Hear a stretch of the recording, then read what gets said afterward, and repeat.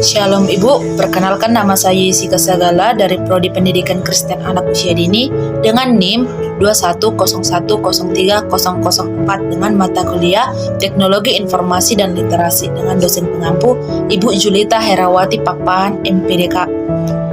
Di video kali ini saya akan menjelaskan tentang edukasi penggunaan teknologi secara aman sesuai dengan aturan perundangan ITE.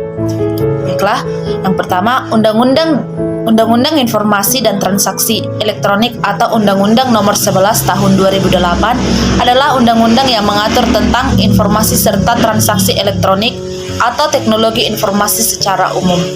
Pasal 27 ayat 1 Undang-Undang ITE tentang 1. Setiap orang dengan sengaja dan tanpa hak mendistribusikan atau mentransmisikan atau membuat dapat diaksesnya informasi elektronik dan dokumen elektronik yang memiliki muatan yang melanggar kesusilaan. Undang-Undang ITE pertama kali disahkan melalui Undang-Undang Nomor 11 Tahun 2008 sebelum akhirnya direvisi dengan Undang-Undang Nomor 19 Tahun 2016. Berdasarkan Undang-Undang ITE, informasi elektronik adalah satu atau sekumpulan data elektronik termasuk tetapi tidak terbatas pada tulisan, suara, gambar, peta, rancangan, foto elektronik, data interchange atau ADE, suara elektronik atau elektronik mail, telegram, telex, telekopi atau sejenisnya, huruf, tanda, angka, kode, akses, simbol, atau perforasi yang telah diolah yang memiliki arti atau dapat dipahami oleh orang yang mampu memahaminya. Sementara, secara umum, kehadiran Undang-Undang ITE memiliki beberapa manfaat jika dilaksanakan dengan benar. Sebagai undang-undang yang mengatur informasi dan transaksi elektronik di Indonesia, berikut beberapa manfaat Undang-Undang ITE. Yang pertama, menjamin kepastian hukum untuk masyarakat yang melakukan transaksi elektronik. Yang kedua, mendorong adanya pertumbuhan ekonomi di Indonesia. Yang ketiga, salah satu upaya mencegah adanya kejahatan yang dilakukan melalui internet. Yang keempat, melindungi masyarakat dan pengguna internet lainnya dari berbagai tindak kejahatan online. Perbuatan yang dilarang oleh Undang-Undang ITE.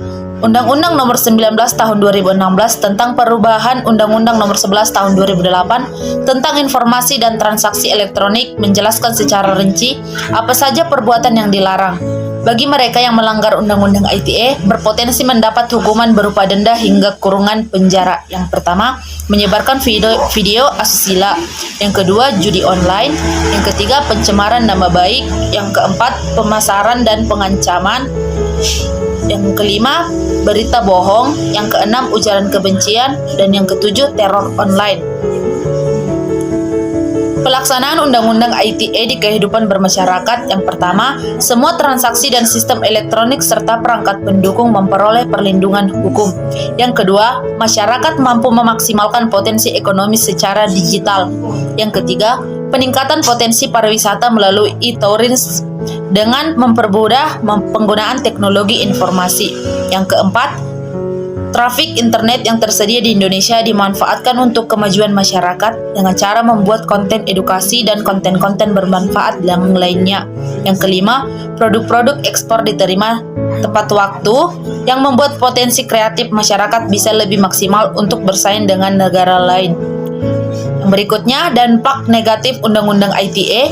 Menurut kajian dari Pusat Penelitian Badan Keahlian DPR RI volume 12 nomor 16/2 Puslit Agustus tahun 2022, setidaknya sudah ada 271 kasus yang dilaporkan ke polisi usai disahkannya Undang-Undang Nomor 16 Tahun 2016 yang merevisi Undang-Undang Nomor 11 Tahun 2008 tentang ITE. Keberadaan pasal multitafsir menjadi salah satu penyebab utama maraknya pelaporan tersebut. Berikut beberapa dampak negatif Undang-Undang ITE. Yang pertama, membatasi kebebasan berpendapat, terutama dalam beropini dan memberikan kritik. Yang kedua, menimbulkan kesewenang-wenangan para penegak hukum dalam menentukan orang yang tersandung Undang-Undang ITE bersalah dan layak dipidanakan tanpa memilah dan memilih unsur pasal mana yang dilanggar. Yang ketiga, menjadi instrumen sebagian kelompok dalam rangka balas dendam, bahkan menjadi senjata untuk menjebak lawan politik. Yang keempat, kurang menjamin kepastian hukum karena putusan terkait pasal-pasal multitafsir menjadi beragam bahkan bertolak belakang. Yang kelima, memicu keresahan dan perselisihan masyarakat yang dengan mudah melaporkan kepada penegak hukum dan menambah sumber konflik antara penguasa dan anggota masyarakat. Tidak efektif karena beberapa pasal merupakan duplikasi aturan KUHP seperti pasal 27 ayat 3 Undang-Undang ITE terkait penghinaan dan pencemaran nama baik telah diatur dalam pasal 310 dan 311 KUHP. Demikianlah video yang bisa saya sampaikan. Sekian dan terima kasih.